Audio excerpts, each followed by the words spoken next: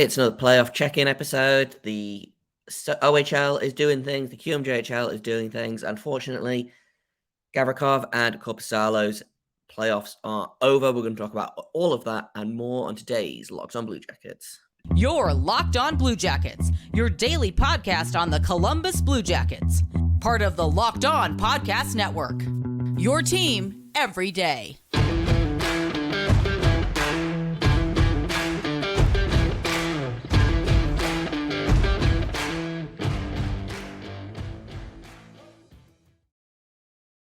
Hello and welcome to Locked On Blue Jackets, part of the Locked On Podcast Network. We are your team every day.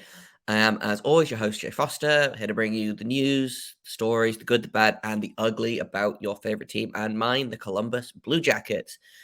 Before we get started, I want to thank everyone for making this your first listen of the day every day. Locked On Blue Jackets is free and available on all podcast platforms. We are over on YouTube. Hit like, hit subscribe, comment. If you hit the little bell button down below, you'll get notified when new episodes go live. Every day is, you all know this, I'm sure, but I appreciate you. First-time listeners, welcome on in. Hopefully you become an everydayer. Let's get into today's episode. Lots of playoff action. You'd love to see the Panthers win in 7. You'd love to see the Kraken win in Game 7. There's the reigning champions and the best regular season team in history knocked out with ex-Blue Jackets performing well on both sides. Oliver Bjorkstrand had both goals in the 2-1 Seattle Kraken win over the Avalanche, and Sergei Bobrovsky backstopped the Panthers to victory over the Bruins, much in the same way that he did over the previous best regular season team in history, the Tampa Bay Lightning in 2018-19 season. So Sergei Bobrovsky hates President's Trophy winners, apparently. He's now 7-1 in those two series, which is very funny considering his playoff stats in general. In fact, I'm going to pull it up because I feel like he has like 10 playoff wins total. That may be unfair to him, but I feel like he had like between 10 and 12. Okay. So he's played 50 playoff games. He is 20-30 in those games. 7 of those 20 wins have come against the Tampa Bay Lightning in 2019 and the Boston Bruins this year. That's very funny to me. He had a 9-17 in the winning game last night. But this is not an episode about Sergei Bobrovsky. It's not an episode about Oliver Bjorkstrand, although we love to see both of those things. I thought we would start with some NHL playoff talk. The LA Kings knocked out by the Edmonton Oilers in 6 games. That means that Joonas Korpisalo's playoffs are done, and so are Belluz Gavrikov. We'll talk about those in a minute. I did do the maths on the standings, so it really depends on what Florida and Seattle do in the next round, because the draft picks are reverse standing order after the first 2 rounds. So at the minute, LA is picking between 21 and 23, or, well, the LA pick is going to be between 21st and 23rd. So it's good to have that clarification. We'll see how it goes. I wanted LA to go far because I wanted good things for Gavrikov and Korpisalo, but I'm not mad about the pick being there instead of, I don't know, like 32nd, So between 21 and 23, which is great, we'll be able to really narrow in on some players who could be available in that benchmark in that bracket. That's the word I'm looking for. It's very early here on a Monday. I did title this episode April 31st before I realized. So between 21 and 23 for the second pick of Blue Jackets. Let's go ahead and talk about Joonas Korpisalo, who honestly, after a very strong opening gambit against the Oilers, and I feel like we talked about this after the first 3 games. He had a 9.25, a 9.17, and a 9.50. The Kings were 2-1 in those games. They won those games 2-1. In the last 3 games, an 881, a 789, and an 808. So really a tale of 2 goalies. Like, that's Bobrovsky, like, in its go big or go home. He allowed 8 goals total through the first 3 games of the series, and then 14 through the second 3 games of the series. He actually only played 31 minutes in the in Game 5 before Phoenix Copley came in. He still has a career playoff save percentage of 922, which is very funny. Shout out to Korpisalo. He had a really good start. Things fell apart at the end there, but I don't know, man. I was rooting for him. He's still not quite there for in terms of players who are playoff performers, but he definitely, I don't know, I think he did the best that he could. Which is not saying much, considering I wonder if he stays with the Kings. I really do. I wonder if they try and keep him. Apparently Connor Hellebuck is available, so I'm sure the Kings have a lot of interest in him. I'll be really interested to see where Korpisalo goes this summer. Similarly, Gavrikov. I would love to see him back with the Kings. I think he liked his time there. He had 1 assist in 6 games, was a +5, which, considering the Kings got outscored by a bajillion, is pretty impressive. And it seems like he fit in well. He played over 18 minutes in every game, despite being on, I think, the second pairing. I'm just going to double check that. Yeah, his series low was 18-22. His series high was 27-24 in that overtime game. But he was a positive or even plus-minus player in every game. So I will tip my cap to the two of them. I'm glad they had this amount of playoff success, but I am also glad that the pick is not too high, because I think it would be fun if the Blue Jackets got a good player with that pick.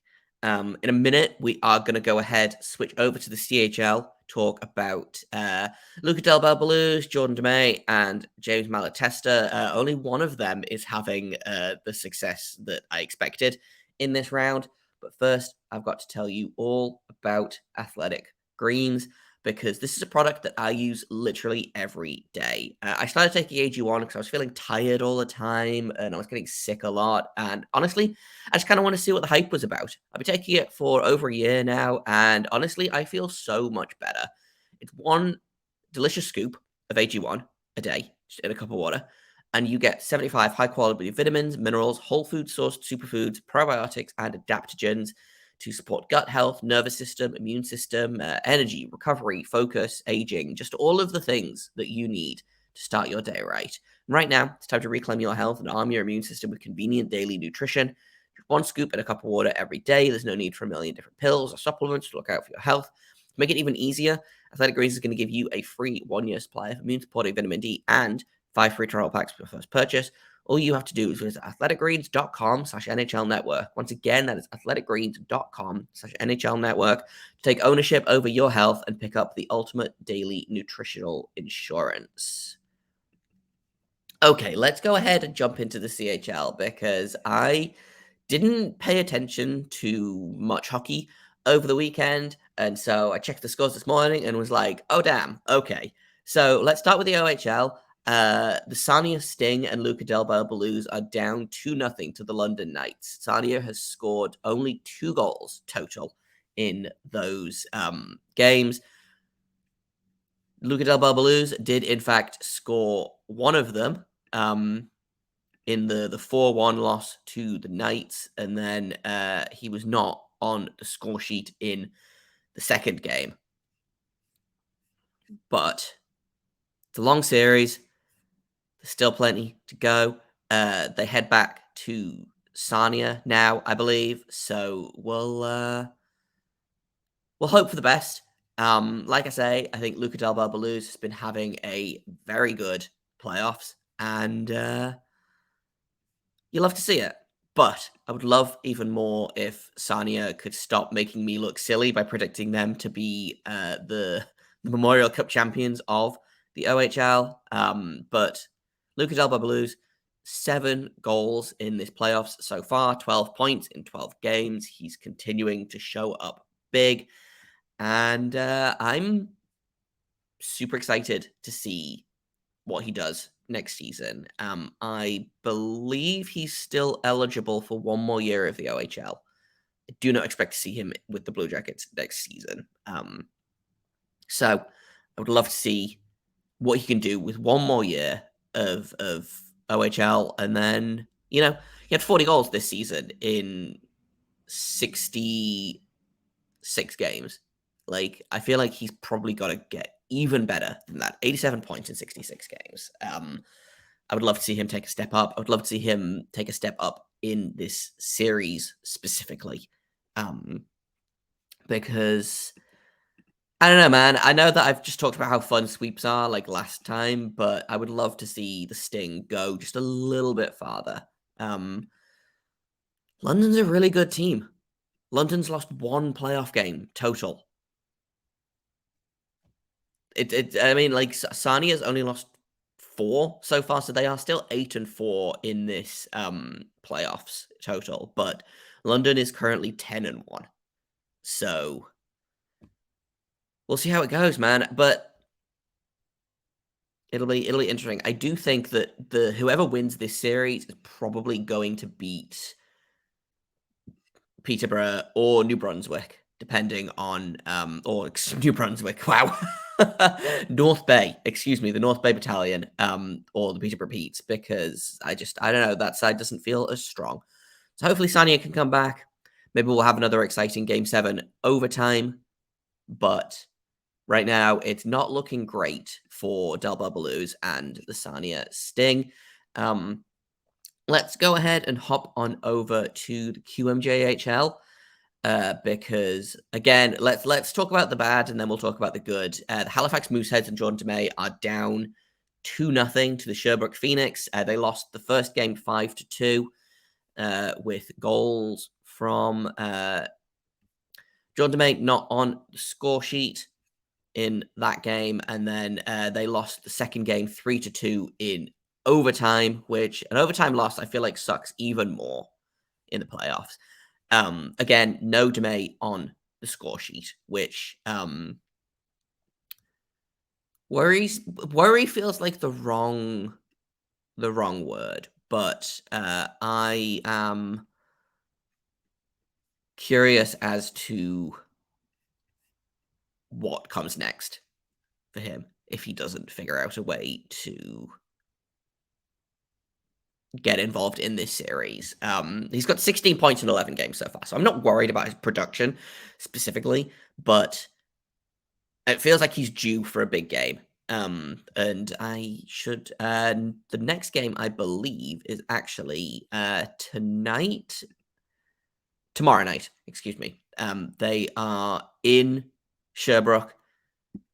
It's going to be a tough game, but I would not be surprised if John Dumais comes out and has like a 3-point game tomorrow night against the Phoenix. That's just the vibes I'm getting right now.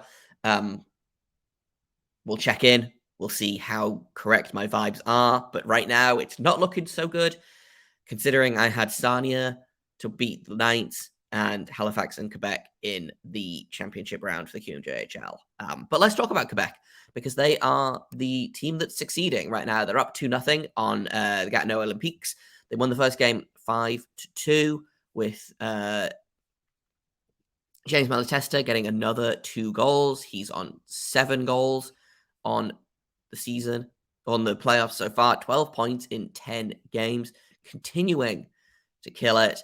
And then they won the second game in overtime, I believe. Yep, 4-3 in overtime. James Malatesta with just 1 assist in that game. But Quebec might be the team to beat. And I mean, like, that's not a hot take. I don't think they were the best regular season team, if I am remembering correctly. But it's really great to see James Malatesta succeeding, especially considering he was a 5th round pick, I believe. I'm just going to double check that so I don't talk out my butt the entire episode. He was, 5th round pick. Not last draft, but the draft before. So 133rd overall, and he just keeps getting better and better. 66 points in 55 regular season games, 12 points in 10 playoff games so far. I feel like I've said this basically every time I've talked about him. I cannot wait for him to be on the Monsters next season.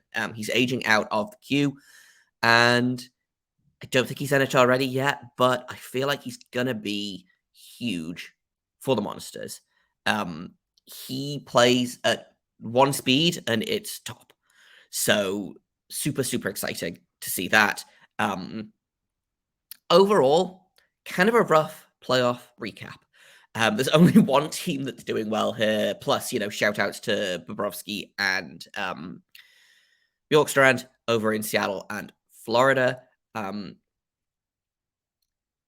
Honestly, they might be my picks to go. Like, let's root for a Kraken Panthers Stanley Cup final, and then at least one former Blue Jacket gets a cup, because all of the other options are bad.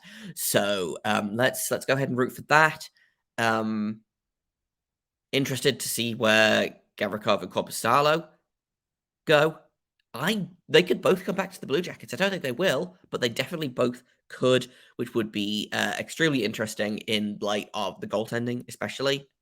If either of them return, I would be less surprised at Korpisalo coming back, despite the fact that I know when they were trading Gavrikov, he basically was like, well, I don't want to talk long-term contract extensions with anyone else, which is very funny. But the Blue Jackets just have so many defensemen. And while I would take Gavrikov back in a heartbeat, I wonder if he would be taking ice time from one of the younger players and, not stunting development necessarily, but it could be an interesting logjam there. If Gavrikov comes back, I would take Korpisalo back in a heartbeat. I think he and Elvis work well together when they're both on their game. And I would love to see what a fully healthy Korpisalo could do behind a more competent defense for a full season, essentially. And I know that's saying a lot, is, can the Blue Jackets get a competent defense this season? Maybe, but we'll see how that goes. My point is, I would take both of them back. I think Korpisalo is more likely, but I don't think either of them are particularly likely. Tomorrow, we are going to continue our season reviews. Let me pull up my list and see who we are talking about tomorrow. We just did Liam Foodie on Friday. So next up, we are going to be talking about Josh Dunn, who played a few games and will also fold in Jake Bean as well. No, we won't, because he's a defenseman. Josh Dunn and Mathieu Olivier is going to be tomorrow's season reviews. We're really just going to touch on Josh Dunn because he only played a handful of games. Olivier, I have a lot to say about. Probably more positive than a lot of people are going to assume based on the way I talked about him all season. But so we'll talk about those two guys in tomorrow's episode. And this has been Locked on Blue Jackets. I've been Jay Foster. You can find me on Twitter at _Jacob Foster, JAKOBFORSTER. You can find the podcast at LO_Blue Jackets. If you have comments, questions, criticisms, you can email me at lockedonbluejackets@gmail.com. I want to thank everyone for listening. I want to thank the everydayers for being here, every day. I want to thank the new people. Hopefully you become an everydayer. I would love to see you guys around more. Please like, subscribe. You can listen on whichever podcast app you like, or on YouTube if you want to see the Blue Jackets jersey that I have hanging behind me. And honestly, I would love for you to try and guess who is on the back of this jersey, because I think it might surprise some of you, but not all of you. So write in the comments, who do you think is on the jersey behind me, and we'll do a quick reveal at the start of tomorrow's episode.